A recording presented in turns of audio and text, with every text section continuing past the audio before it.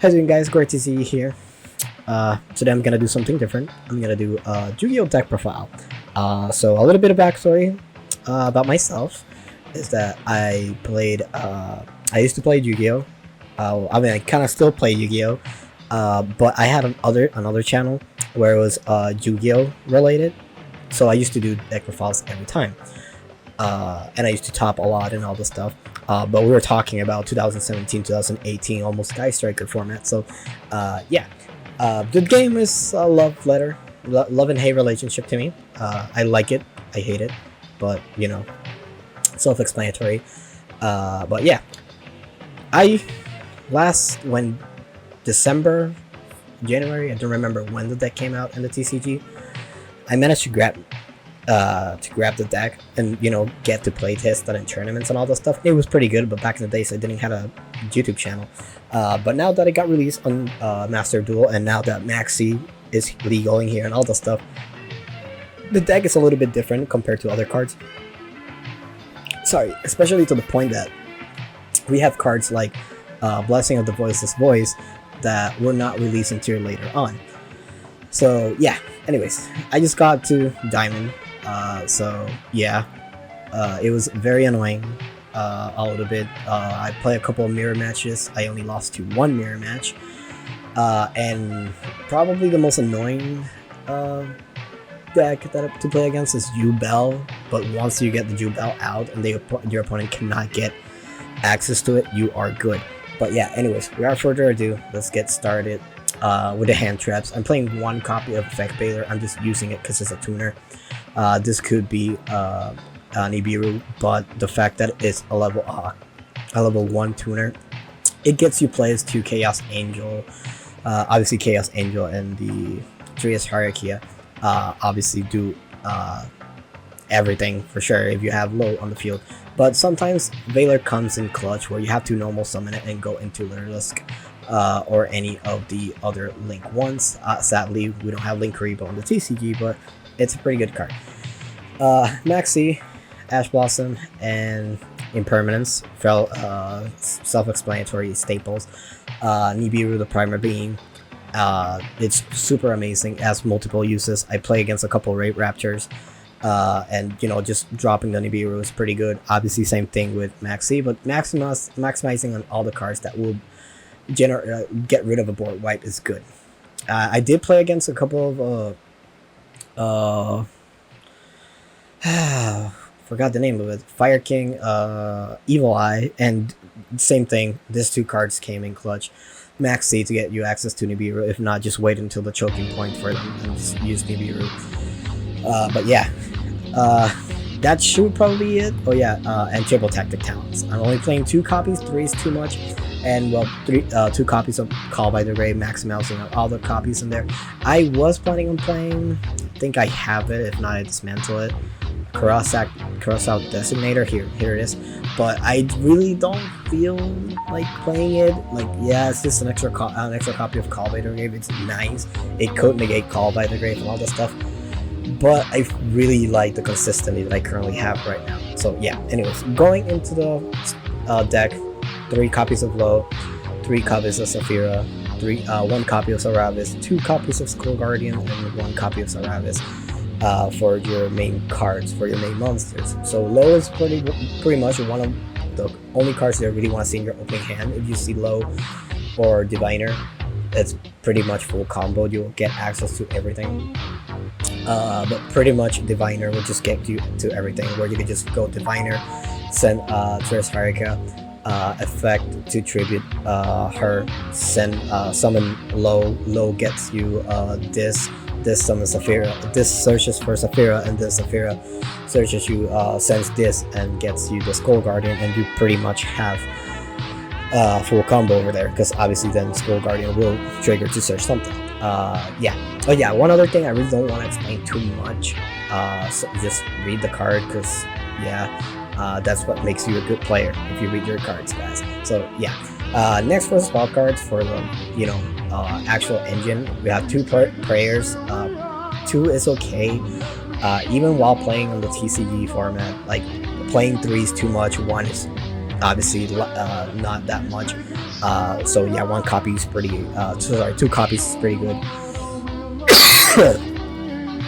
Three copies of Voiceless Barrier. Barrier is amazing.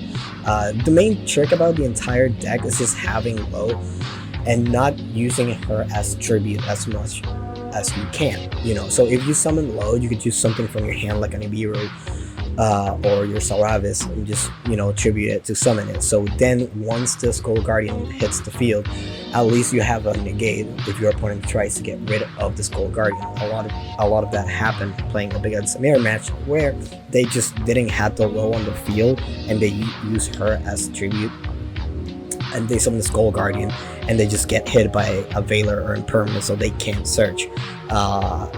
If they get the Low, then yeah, sometimes you might not have the Low, but try to prioritize Low as much as you can. So if you open a barrier with Saphira, just bait out the Ash Blossom using Saphira first and then going into the barrier. It's probably pretty much going to be your best bet. Other than that, yeah. This card is amazing. I'm glad I didn't got to play TCG with this card. This card is amazing. Where basically you just, you know, recycle your own cards. There have been a couple situations where I just like discard something for a tribute and then get it back to the hand. For example, Saravis. Same thing with the trap. The trap is amazing. But yeah, now talking to the trap. Oh yeah, and if Low and any ritual monsters in the field, your field is unaffected. Your opponent cannot target monsters with effects. And the other thing, if I'm not mistaken, yeah, I think is that your opponent cannot target monsters with effects. Your monsters cannot be destroyed by battle. And this one is just pretty freaking insane.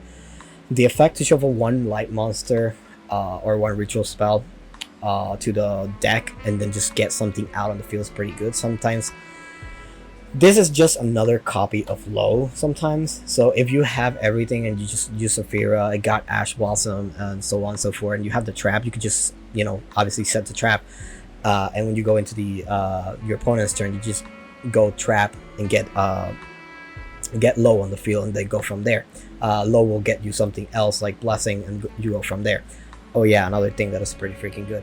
This card will let you conduct ritual summon when a monster is normal special summon that is not a ritual monster. And there are some situations where you summon the Low, and if you have the Skull Guardian in the field and have like all the set spells and trap card, you can just pass on it.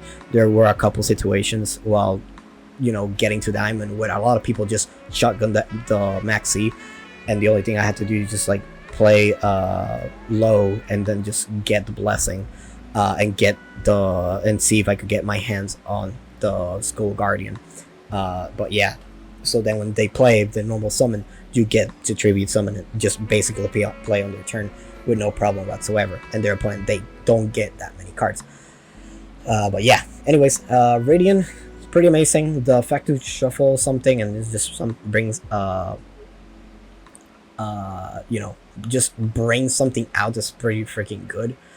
But yeah, mainly you're just gonna bring Low, that's it. It's very rare that you bring Saravis. You could do it, but Saravis for me is just one of those cards that you could just ditch for no reason. You go from there. But yeah, and let's see what else. I think I already talked about almost every. Oh yeah, and the other effect that I really use a lot, especially pairing with the Blessing, amazing.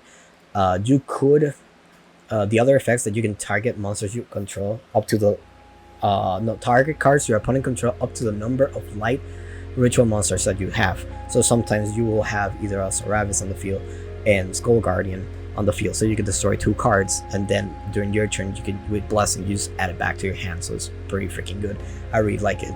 And yeah, let's see what else. Saravis is another amazing card. I was planning on cutting it. Some people were talking to me, just why do I play 1? The thing is that you really don't summon it, and when you summon it, it's okay. You can shuffle it back into the deck. With Blessing, you can just, you know, I don't think this adds it to the hand. No, this just adds 1 Voiceless Voice. The thing is that with Saphira, sometimes if you have a Diviner on hand and Saphira, you can just go ahead and play Saphira. It doesn't get Ash Blossom, that's basically the main purpose of her. Just basically just search for Solaris and just go with your play. If your opponent has an impermanence, you can just go Solaris to protect your Diviner, and you have full combo. So that's pretty much it. Now the last card that I haven't talked about, and it's pretty freaking good, is Preparation of Rites. 3, it's amazing. It could be to 2, like you really don't want to open multiples. It's a once per turn card, and on top of that, it's good, but sometimes it gets, because the thing is that if you don't have a legal target to add to your hand, you can't activate it, so it's just a dead spell in your hand. Obviously, seeing it in your opening hand is amazing. Now, does it do stuff by herself? Not really. Just if you have her, the only thing you can do is just search for Skull Guardian and the ritual spell, so you still need more cards. The other thing is that it just gives you more cards in hand for sure. So yeah, this is probably gonna be the card that I could cut for Crossout Designator. I really didn't see that much this card, and when I saw it, I never played it because I already cycled through my ritual spell, so I couldn't activate it. So yeah, now for the extra deck, it's very limited for sure. Obviously, we're playing staples in here. Chaos Angel is amazing. When it's synchro summon, you can just banish something. That effect comes up a lot. Elder Entity also comes up from time to time. And same with Herald of Arclight. Those two really come up a lot. As you can see here, my extra deck is just 12 because I really didn't know what else to put, because I really don't go into my extra deck that much. So yeah. Elder Entity, it's freaking amazing. I love it. Send it to the graveyard, pop something. Even just if you have the Trias Hierarchy in your hand, you're pretty much good to go. Oh, I didn't talk about the Trias. You can just tribute some fairies. It special summons itself, and depending on how many you tribute, it does certain effects. And getting the 3 effects to draw cards is a little bit hard, but you could get there. The second effect is pretty good. Sometimes you can just have it in the graveyard, have a Diviner on the field, and then play, because you do have options to play without having to tribute the Diviner. So you could just have a low end Diviner on the field, and then during your opponent's turn, during the main phase, you could just tribute both low and Diviner, and basically just Diviner gets you another low, and you get to destroy something. So that effect is pretty freaking amazing. Getting the draw 3 is pretty late game. Sometimes you do have 3 lows in the field, or 2 lows and 1 Diviner. So yeah, that effect is very rare that it happens, but yeah, it happens from time to time. But yeah, back to the extra deck. Herald of Arclight, sending something to the graveyard, adding whatever you need.